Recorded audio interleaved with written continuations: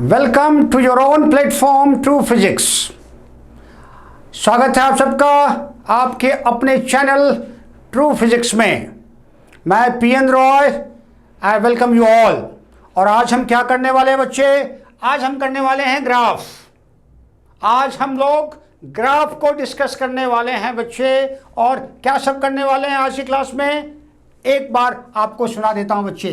पहला, ग्राफ का meaning, what graph means, graph को कैसे समझते हैं हम, ये हम करने वाले हैं। फिर हम दो वेरिएबल x और y के बीच में ग्राफ बनाते हैं, तो x और y वेरिएबल को समझेंगे। फिर तीसरा, शेप ऑफ द ग्राफ के विषय में बात करेंगे बच्चे। फिर बात करने वाले हैं स्लोप का। फिर स्लोप डिस्कस करने के बाद, वेरियस टाइप्स ऑफ स्लोप को डिस्कस करने के बाद बच्चे हम लोग करने वाले हैं, फिर आएंगे ग्राफ पे डिस्प्लेसमेंट टाइम ग्राफ, फिर वेलोसिटी टाइम ग्राफ, फिर एक्सेलरेशन टाइम ग्राफ, और फिर हम एक न्यूमेरिकल करेंगे ग्राफ के बेस्ड। तो हम लोग इन 8 पॉइंट को, we are going to cover these 8 points. अभी के क्लास में, आज के इस वीडियो में we are going to cover 8 points quickly, and I am not going to take more than 20-25 minutes. Please be patient, ध्यान से सुनिए, और मैं क्विकली इन कॉन्सेप्ट्स को एक्सप्लेन करने जा रहा हूं बच्चे। तो शुरू करते हैं, हो जाइए तैयार, हो जाइए रेडी, हो जाइए तैयार, और हम शुरू करते हैं बच्चे। तो ग्राफ का क्या मीनिंग है? ग्राफ हमने लिखा है बच्चे, देखिए बोर्ड पे, pictorial representation of variation of y with respect to x। हम किसी भी ग्राफ में दो क्वांटिटी के बीच में जो रिलेशनशिप है उसको लाइन या कर्व के माध्यम से रिप्रेजेंट करते हैं। किसी भी ग्राफ में हम क्या करते हैं, दो क्वांटिटी, दो फिजिकल क्वांटिटी के बीच में जो इंटरडिपेंडेंस है, एक क्वांटिटी दूसरे क्वांटिटी के रिस्पेक्ट में किस तरह से वैरी कर रहा है, उस वेरिएशन को हम एक सिंगल लाइन या एक सिंगल कर्व के माध्यम से रिप्रेजेंट करते हैं, और उसी को हम लोग बच्चे ग्राफ कहते हैं।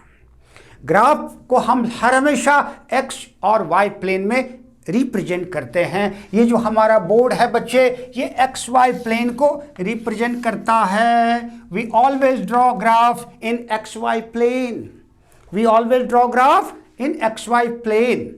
तो हमारा जो ग्राफ होता है, it is pictorial representation of variation of one quantity with respect to another quantity, and we represent that in a plane, xy plane। बस अगली बात, हम x और y दो क्वांटिटी की बात कर रहे हैं बच्चे। इस क्वांटिटी, दोनों क्वांटिटी को हम और एक्सप्लेन करना चाहेंगे बच्चे। किसी भी सिचुएशन में, in any situation we have two variables mostly. Generally हम लोग किसी भी सिचुएशन में होते हैं बच्चे, तो हम दो वेरिएबल लेते हैं, x और y, two variables we take. ये दो वेरिएबल x और y है, और हम लोग x और y के बीच में जो रिलेशनशिप होता है उसको समझते हैं। ग्राफ में भी बच्चे हम यही करने वाले हैं। तो ये x क्या है और y क्या है बच्चे? x और y वेरिएबल्स हैं। हम लोग x को लेते हैं इंडिपेंडेंट वेरिएबल के रूप में, इंडिपेंडेंट, और y है डिपेंडेंट वेरिएबल, डिपेंडेंट वेरिएबल। तो हमारे पास दो क्वांटिटी है, एक है x और एक है y। x जो है वो इंडिपेंडेंट वेरिएबल है, y जो है डिपेंडेंट वेरिएबल है। सो y डिपेंड्स ऑन x। जैसे किसी पर्टिकुलर केस में स्पीड और टाइम है, स्पीड और टाइम है, तो स्पीड जो है वो टाइम पे डिपेंड करता है। डिस्टेंस और टाइम है, तो डिस्टेंस जो है वो टाइम पे डिपेंड करता है। सो time is independent variable and distance is dependent variable. Time हमारा x एक्सिस में आएगा और डिस्टेंस हमारा y एक्सिस में आएगा। तो x और y दो वेरिएबल है, x is independent variable and y is dependent variable. ये आपको बच्चे अच्छी तरह समझना है, ये आपको अच्छी तरह से समझ लेना है। और अगली बात हम करेंगे कि शेप ऑफ ग्राफ कैसा होगा, ग्राफ का शेप किस तरह से हो सकता है। तो ग्राफ, मैं बच्चे बता दूं ये थर्ड पॉइंट को लेके, कि ग्राफ का शेप स्ट्रेट लाइन हो सकता है या कर्व हो सकता है। ग्राफ इस तरह से हो सकता है, आपने एसटी ग्राफ बनाया, आपका ग्राफ ऐसा हो सकता है, आपका ग्राफ ऐसा हो सकता है, आपका ग्राफ ऐसा हो सकता है। तो ग्राफ स्ट्रेट लाइन हो सकता है। दूसरा, दूसरा शेप हो सकता है ग्राफ का, ये भी शेप हो सकता है, कर्व भी हो सकता है ग्राफ के रूप में। एसटी ग्राफ ही हम लेते हैं तो ये कर्व हो सकता है ऐसे, कर्व हो सकता है ऐसे। सो ग्राफ का शेप कैसा होने वाला है बच्चे? It can be straight line और इट कैन बी कर्व।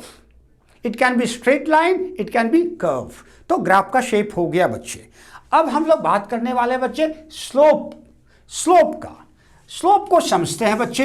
हर एक ग्राफ का एक स्लोप होता है, हर एक ग्राफ का एक स्लोप होता है, और स्लोप को लेके बच्चों में लैक ऑफ क्लैरिटी है, बच्चों में लैक ऑफ क्लैरिटी है। क्या स्लोप होता है मैं आपको ठीक से समझाऊंगा बच्चे, और न्यूमेरिकल में भी हम स्लोप को कैलकुलेट करके आपको दिखाएंगे। हम एक सिंपल सा ग्राफ लेते हैं बच्चे,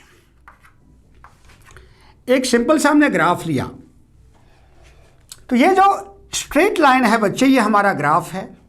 सपोज ये टाइम है और इधर डिस्टेंस है, और सपोज यहां पर आने में से 6 सेकेंड्स लगा है, 6 सेकेंड्स लगा है बच्चे, और डिस्टेंस कवर हुआ है बच्चे। Suppose distance covered is, say distance covered is 12 metre, distance covered is 12 metre. तो हम लोग स्लोप कैसे निकालेंगे इस ग्राफ का? तो स्लोप होता है बच्चे, slope is equal to change in y coordinate. मैं इसको साफ करके लिखूं बच्चे, स्लोप का क्या मतलब होता है, स्लोप को हम लोग कैसे डिफाइन करते हैं? स्लोप का मतलब होता है slope is equal to change in y coordinate, y coordinate upon change in x coordinate। तो change in y coordinate upon change in x coordinate, हमने इन दोनों का जो रेशियो होता है वही ग्राफ का स्लोप होता है बच्चे। तो इस केस में हमारा x, पहले हम y coordinate बच्चे निकालते हैं। तो इस y coordinate का क्या चेंज है? यहां पर y coordinate है 0 और यहां पर एंड में y कोऑर्डिनेट है 12। तो चेंज कितना हुआ बच्चे? Final minus initial. So change हुआ 12, 0, 12 माइनस 0। चेंज निकालना y कोऑर्डिनेट का, initial y coordinate is 0 and final y coordinate is 12। So final minus initial 12 minus 0, that is divided by change in x coordinate. x initial 0 है, final 6 है, तो 6 minus 0। So this is equal to 12 upon 6. So this is equal to 2. So ये जो 2 आया हमारे पास, 2 आया, that represents slope of the graph. That represents slope of the graph. अब ये आगे हम न्यूमेरिकल करेंगे बच्चे, ये और क्लियर होने वाला है। और स्लोप को हम और डिफरेंट केस में कैसे कैसे स्लोप हो सकता है ये हम अभी आपको क्विकली समझा रहे हैं बच्चे। तो स्लोप को हमने डिफाइन कर दिया बच्चे। अब हम डिफरेंट शेप में, ग्राफ के डिफरेंट शेप में स्लोप कितना होता है, क्या होगा, ये आपको समझाएंगे और आप अच्छी तरह से समझेंगे बच्चे। Slope in different cases, slope in different cases,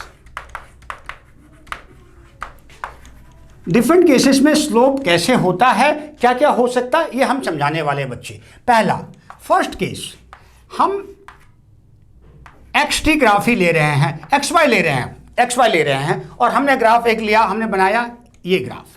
क्या स्लोप है बच्चे? Slope is 0, slope is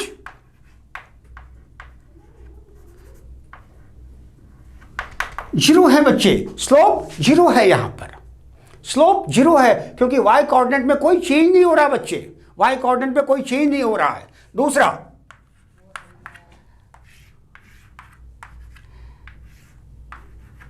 x Y, ये स्लोप है, ये ग्राफ है बच्चे आपका। यहां क्या स्लोप होगा बच्चे? Slope is increasing, slope is positive, slope is positive, slope is positive बच्चे। देख लीजिए, ये स्लोप बढ़ रहा है, इंक्रीज कर रहा है, पॉजिटिव है, नेगेटिव नहीं है बच्चे। तो स्लोप इज पॉजिटिव। इसको मैं क्विकली एक बार अलग से बताता हूं बच्चे। देखिए,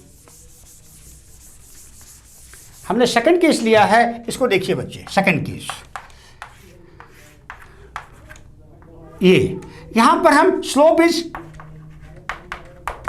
पॉजिटिव लेते हैं बच्चे, स्लोप हमारा पॉजिटिव है। थर्ड केस हमारा है, ये देखिए बच्चे, थर्ड केस में हमने ऐसा लिया है ग्राफ, तो ये x और y है, ये x और y है और हमारा स्लोप नेगेटिव है, स्लोप इज नेगेटिव। तो हमने देखा जीरो स्लोप, हमने देखा पॉजिटिव स्लोप, हमने देखा नेगेटिव स्लोप। अब बच्चे हम दूसरा बनाते हैं, फोर्थ केस लेते हैं बच्चे। देखिए स्लोप डिफरेंट केसेस में स्लोप हम समझ रहे हैं बच्चे। Next case, fourth case,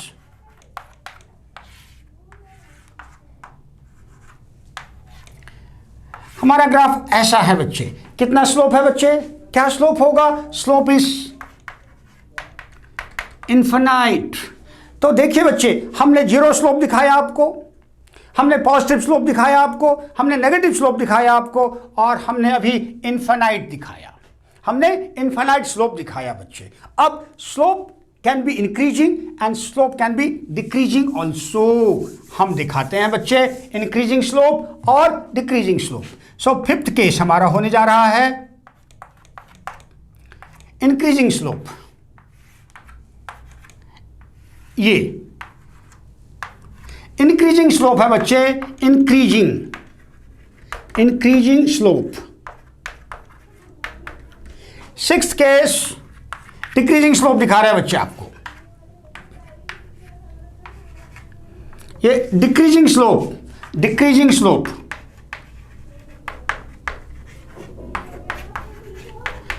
slope is here, slope is increasing बच्चे, देख लीजिए, और यहां पर स्लोप डिक्रीज कर रहा है, यहां पर स्लोप डिक्रीज कर रहा है। इस पॉइंट पर स्लोप क्या होता है बच्चे? टेंजेंट ड्रॉप करते हैं। ये टेंजेंट यहां ऐसे है, यहां डालेंगे ऐसे है, यहां डालेंगे ऐसे है, तो ये इंक्रीज कर रहा है स्लोप। यहां पर स्लोप कुछ है, यहां पर स्लोप कुछ है, यहां पर स्लोप कुछ है, लगातार ये इंक्रीज कर रहा है। और उसी तरह से इस केस में लगातार स्लोप डिक्रीज कर रहा है। So this is increasing slope, this is decreasing slope. अब एक लास्ट केस लेंगे बच्चे और उसके बाद हम लोग अगले टॉपिक में जाएंगे बच्चे। देखिए सेवंथ केस हम स्लोप का लेने वाले हैं। सेवंथ केस है बच्चे, स्लोप इंक्रीज भी कर रहा है और फिर कांस्टेंट है, वो दिखा रहे हैं बच्चे हम। इंक्रीज किया और कांस्टेंट है, यहां से यहां तक इंक्रीज और यहां से यहां तक constant. O to A increasing slope.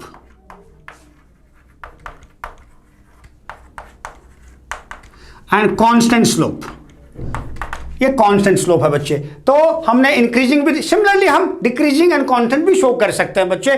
तो आई फील, मुझे महसूस हो रहा है बच्चे, मैं समझता हूं कि आपको स्लोप का आइडिया लग गया है। अब स्लोप में कंपैरिजन आपको करके दिखाते हैं बच्चे। एक डायग्राम बनाएंगे कि हम 2 या 3 ग्राफ है, उसमें स्लोप में कैसे हम कंपेयर कर सकते हैं, कैसे देखने मात्र से हम बता सकते हैं कि किस ग्राफ का स्लोप ज़्यादा है, किसका कम है, ये आपको बताने वाले हैं बच्चे। देखिए एक हम डायग्राम बनाते हैं, एक ग्राफ लेते हैं बच्चे।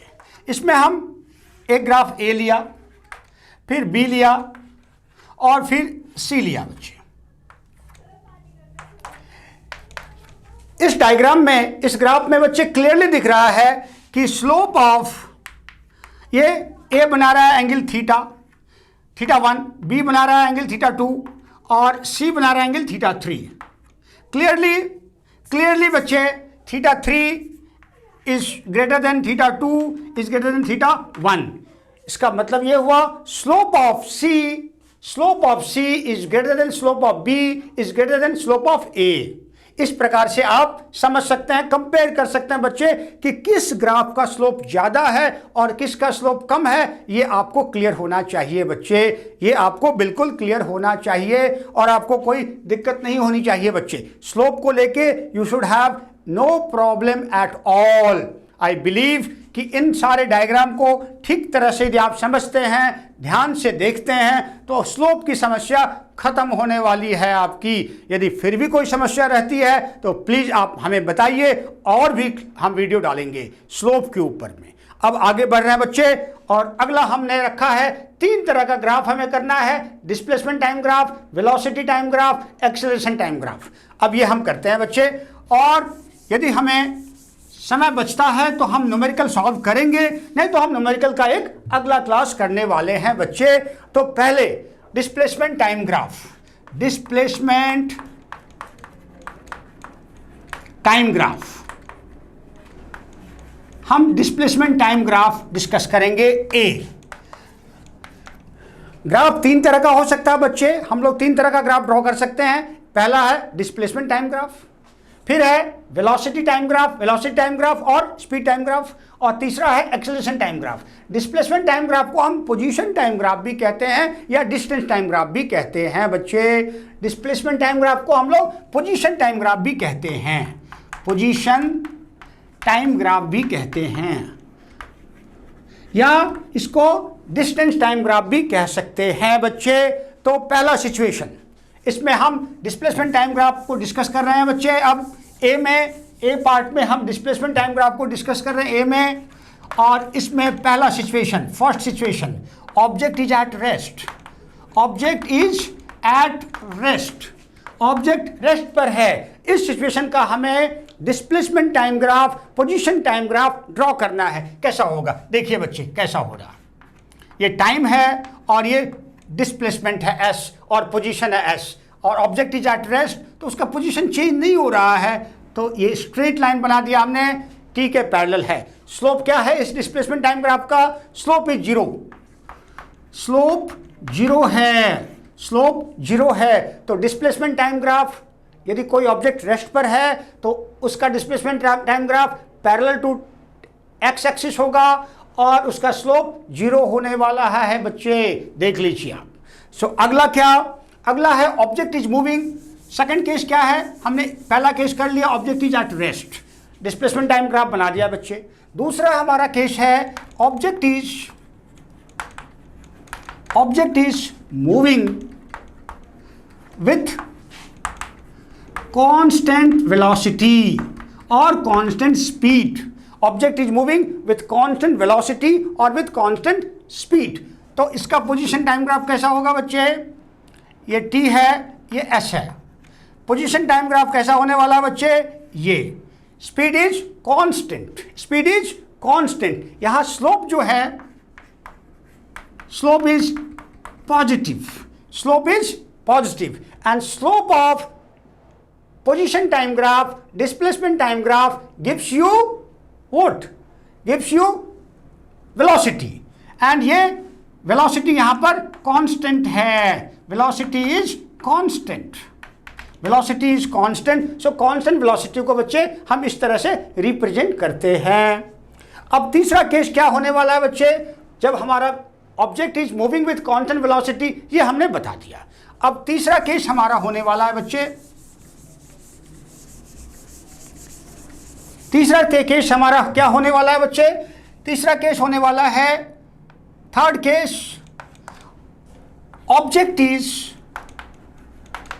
Moving with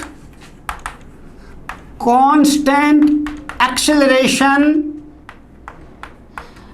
and acceleration is positive, A is positive, A positive है, एक्सेलरेशन हमारा पॉजिटिव है। Object is moving on straight line with constant acceleration and acceleration is positive. इसका ग्राफ हमें बनाना है बच्चे।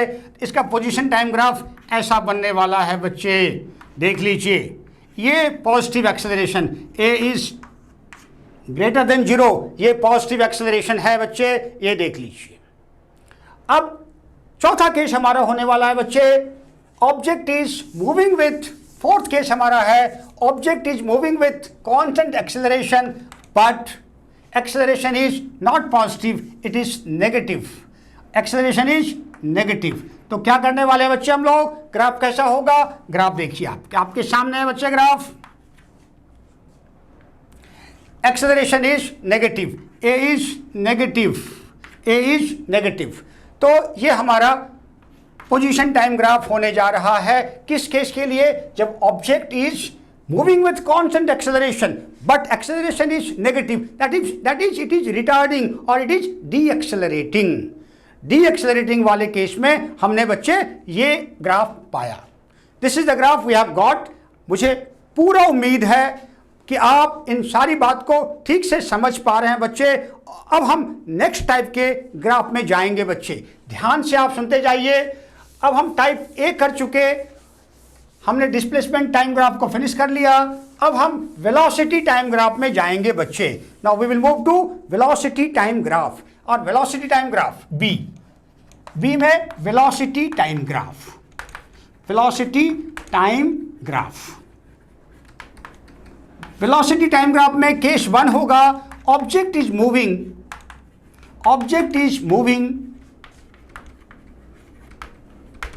With constant velocity. ऑब्जेक्ट का velocity constant है बच्चे, तो इसको हमें डिस्प्लेसमेंट टाइम ग्राफ इस सिचुएशन का हमें वेलोसिटी टाइम ग्राफ बनाना है। We have to draw velocity time graph for this case. Case क्या है? Object is moving with constant velocity, velocity constant है। तो देखिए कैसा ग्राफ होगा बच्चे, velocity time graph, velocity constant है, ये लिया, स्लोप इज 0, स्लोप 0 है, वेलोसिटी कांस्टेंट है,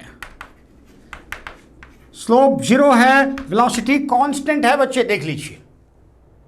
सो ऑब्जेक्ट यदि कांस्टेंट स्पीड से मूव कर रहा है तो उसका वेलोसिटी टाइम ग्राफ इस तरह का होगा, it is parallel to the x axis, parallel to time. अब नेक्स्ट बच्चे, नेक्स्ट केस क्या होने वाला है, object is moving with constant acceleration, object is moving with, हम वेलोसिटी टाइम ग्राफ बना रहे हैं और सेकंड केस में जाते हैं, object is moving with constant acceleration। Object is moving with constant acceleration का मतलब हुआ बच्चे कि यहां वेलोसिटी वैरी कर रहा है, यूनिफॉर्मली वैरी कर रहा है टाइम के साथ। इस केस में हमारे पास, इस सेकंड केस का हमें दो ऑप्शन मिलता है, A u is 0, initial velocity 0 है, और B u is v0, initial velocity 0 नहीं है, इनिशियल वेलोसिटी v0 के बराबर है। तो दोनों केस को हम लोग यहां रिप्रेजेंट कर देते हैं बच्चे आपके लिए, आप देख लीजिए। पहला case, object is moving with constant acceleration but initial velocity 0 है, तो इस तरह से रिप्रेजेंट करेंगे बच्चे। यहां पर u 0 है, तो हमारे पास जो इक्वेशन आ रहा है v is equal to u plus at वाला जो इक्वेशन है, this reduces to v is equal to at, this reduces to v is equal to at, क्योंकि इस केस में इनिशियल वेलोसिटी 0 है। तो हमने object is moving with constant acceleration a but initial velocity 0 है, इसको शो कर दिया बच्चे a में। अब दूसरा हम साथ के साथ बना देते हैं बच्चे आपके लिए, vt ग्राफ, एंड ऑब्जेक्ट का इनिशियल वेलोसिटी अब 0 नहीं है, it is accelerating but initial velocity is not 0, सो यहां पर ये v0 है। तो इस केस में क्या हो जाएगा बच्चे, v is equal to v0 plus at, ये इक्वेशन हम यूज करने वाले हैं। तो ये केस और ये केस, इस केस के दो केसेस हैं, ये a और b, देख लीजिए। मतलब जब कोई ऑब्जेक्ट कांस्टेंट एक्सेलरेशन से मूव कर रहा है तो उसका वेलोसिटी टाइम ग्राफ का दो केस बनता है। ये object is moving with constant acceleration, acceleration positive है बच्चे, तो यहां पर एक केस में इनिशियल वेलोसिटी 0 है तो ग्राफ ऐसा होगा। इस केस में इनिशियल वेलोसिटी 0 नहीं है, object is starting with initial non zero velocity, तो ये ग्राफ है बस। अब नेक्स्ट केस हम करने वाले हैं बच्चे, थर्ड केस हमारा होगा, object is moving with negative acceleration, that means object is deaccelerating। Third case है, object is deaccelerating, so A is negative। ये केस हमें करना है बच्चे। तो इस केस में क्या होने वाला है, देखिए, वेरी सिंपल, वेरी सिंपल, ये होने वाला है बच्चे, ऑब्जेक्ट इज डीएक्सेलरेटिंग, ऑब्जेक्ट इज डीएक्सेलरेटिंग। बहुत सिंपल है बच्चे, बहुत सिंपल है, कोई परेशानी आपको नहीं होने वाली है। इस केस में वेलोसिटी घट के 0 हो रहा है, वेलोसिटी घट के 0 हो रहा है, इनिशियल वेलोसिटी v0 है, इनिशियल वेलोसिटी v0 है, और v0 घट के यहाँ आते आते 0 हो गया है। So this is the case of motion of a particle on a straight line starting with non-zero velocity but deaccelerating. So deacceleration होने की वजह से after some time its final velocity becomes zero. तो ग्राफ में हमने इसको इस तरह से रिप्रेजेंट किया है बच्चे। अब हम पहुंचते हैं एक्सेलरेशन टाइम ग्राफ के ऊपर। Now we will do acceleration time graph. I hope कि आपको वेलोसिटी टाइम ग्राफ बच्चे अच्छी तरह समझ में आया है। You have been able to understand velocity time graph properly. अब हम एक्सेलरेशन टाइम ग्राफ की बात करते हैं। See acceleration time graph.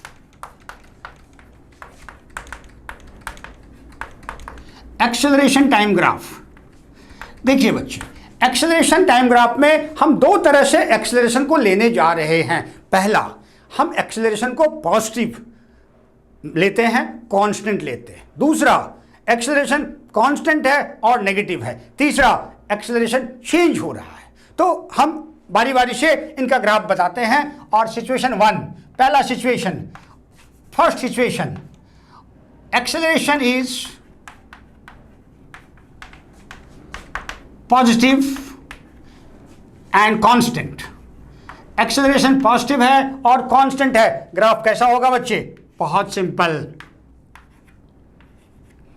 Positive है, कांस्टेंट है, स्लोप जीरो है, स्लोप जीरो है।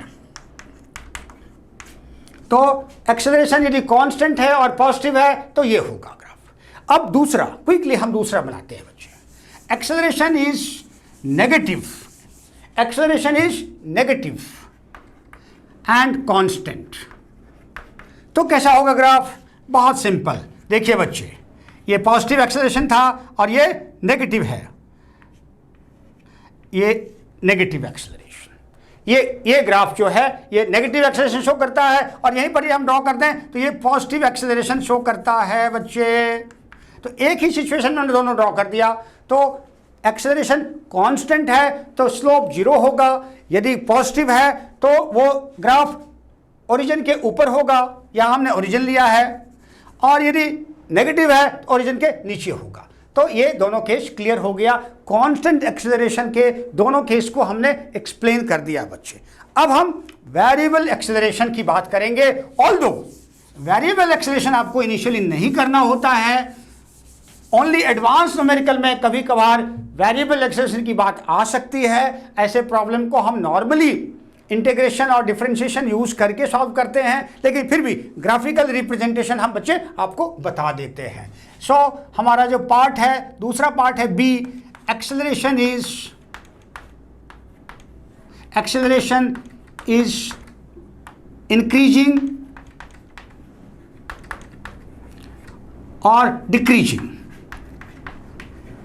एक्सेलरेशन डिक्रीज कर रहा है या इंक्रीज कर रहा है। तो हम ग्राफ बना देते हैं बच्चे। देख लीजिए, ये टाइम है और ये एक्सेलरेशन है। इंक्रीज कर रहा है ऐसे, डिक्रीज कर रहा है तो ऐसे। ये हमारा ग्राफ है बच्चे।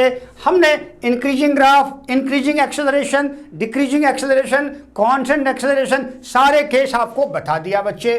तो क्विकली मैं आपको रिकैप दे रहा हूं कि आज की क्लास में हमने क्या सब किया। हमने आपको बताया ग्राफ का क्या मीनिंग है। Graph gives you a pictorial representation of variation of one quantity y with respect to another quantity x। पहली बात। दूसरी बात हमने बताया कि x और y वेरिएबल होते हैं, एक इंडिपेंडेंट होता है, एक डिपेंडेंट होता है। फिर हमने शेप ऑफ द ग्राफ की बात बताई। ग्राफ का शेप स्ट्रेट लाइन भी हो सकता है और कर्व भी हो सकता है बच्चे। फिर हम स्लोप को डिफाइन करें बच्चे। स्लोप क्या होता है? Change in y coordinate upon change in x coordinate, वो स्लोप होता है। फिर हम 2-3 ग्राफ में स्लोप में कंपैरिजन करके दिखाया कि किसका स्लोप ज़्यादा है, किसका स्लोप कम है। फिर डिफरेंट केसेस में किस तरह से स्लोप जीरो हो सकता है, पॉजिटिव हो सकता है, नेगेटिव हो सकता है, इनफाइनाइट हो सकता है, स्लोप इंक्रीज कर सकता है, स्लोप डिक्रीज कर सकता है। ये सारे केस को हमने रिप्रेजेंट करके दिखाया बच्चे। उसके बाद फाइनली हम डिस्प्लेसमेंट टाइम ग्राफ बनाए। उसके डिफरेंट केसेस में दिखाया कि डिस्प्लेसमेंट टाइम ग्राफ कैसे होगा। अलग अलग केस में हमने डिस्प्लेसमेंट टाइम ग्राफ को ड्रॉ करके आपको दिखाया और ये बताया कि डिस्प्लेसमेंट टाइम ग्राफ और पोजीशन टाइम ग्राफ और डिस्टेंस टाइम ग्राफ सेम होता है। फिर हम वेलोसिटी टाइम ग्राफ बताए और फिर एक्सेलरेशन टाइम ग्राफ बताया बच्चे। तो आज की क्लास में हमने ग्राफ के कॉन्सेप्ट को कंप्लीटली खत्म किया है और अगले क्लास में हम ग्राफ के ऊपर न्यूमेरिकल सॉल्व करने वाले हैं। टिल देन आप इसको रिवाइज करिए, कॉन्सेप्ट को समझिए और किसी भी तरह की प्रॉब्लम होने पर आप हमें लिख भेजिए, हम आपको सॉल्यूशन देंगे और अगले क्लास में हम न्यूमेरिकल देने वाले हैं। So thank you very much, thank you, have a good day.